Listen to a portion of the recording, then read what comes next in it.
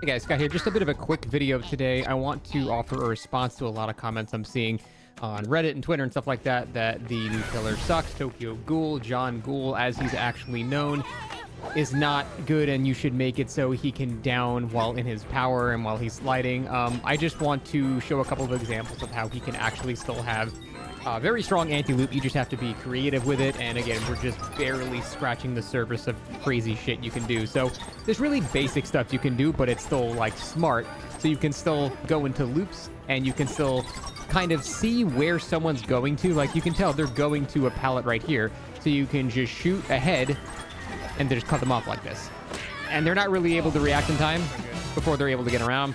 That's going to get you a free down. So being able to predict where they're going to go and cut them off before they go there is a really, really smart thing to do. And again, it's not really like a super complicated advanced tech. It's just basic pathing, knowing where they're going, and then just finding things to bounce off of and cut them off. So little things like that aren't really too advanced, and kind of anybody can do it. There are a couple of examples of being able to do this. Like, normally, like, you would think a certain tile wouldn't be able to be played, but you actually can if you just gotta get creative with it by just, you know, whipping around them and then body blocking them before they can get back around it. Just doing stuff like that, you can see how if you decided to all of a sudden make this killer have the ability to down, you would be removing all of this potential skill ceiling that the killer has, and I would hate that. Not to mention, it would just be wildly overpowered. So I think little things like this that we're just starting to just finally pick up on, it's not so simple as just kick the pallet and catch up in between loops, although you can still do that as well. Things like that are going to be amazing. And then there's also another tech that I'm just starting to figure out how to do properly. I saw this from someone named Wawa on Twitter. And basically, you can counter Shack, actually, by sliding along the side using a little advanced thing like this. You can go and just down people at Shack like that. Just for example, the way this works, whenever you target something past where you are as this killer, so I'm targeting past the vault, for example, this could be an obstruction, a pallet, it doesn't really matter what it is. But if you aim at it, and as you are being propelled towards it, you look away, you will not vault it. So like Wesker in this scenario, even if he's not looking at it, as long as his trajectory is pushing him towards that window, he'll vault it. So you can be looking this way, but still vault this way.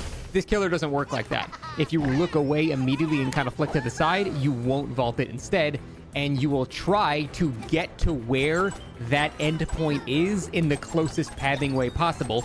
Around Shack, this just whips you around the entire thing.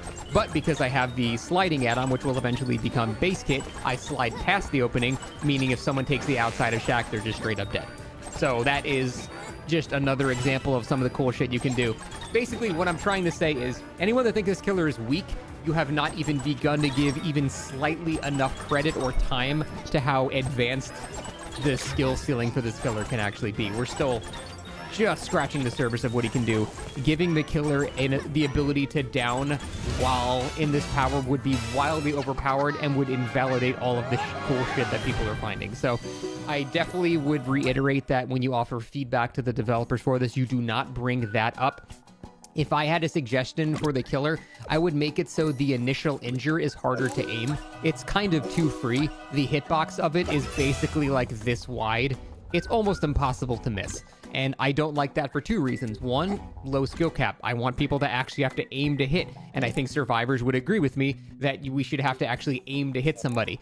And B, on killer, it'll actually help me because a lot of the time I'm trying to go past where a survivor actually is, but I'll hit the survivor instead, and then nothing happens, and then that sucks. Because the hitbox is so big, I can't not target the survivor in a skinny hallway, and that's really frustrating. So it would benefit everybody, people that are being really advanced with the killer, and also survivors, because, you know, just random shitters wouldn't be able to get free injures every time. At least, you know, make it like this big. Make it like Huntress Hatchet Width or something like that. It can still be big, but not like, you know, half of your screen.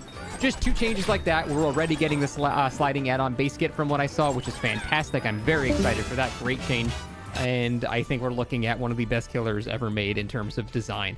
So overall, yeah, really looking forward to it, but let's chill on suggesting that he needs to be able to down or injure in his power. There was a bug that allowed you to do that. Wildly broken. We don't want that. We don't want this killer to be hated by everybody. Let's try to have like a Wesker where they're actually kind of liked by a lot of people. Let's do it right, give the proper feedback, and that's about it. Thanks for watching.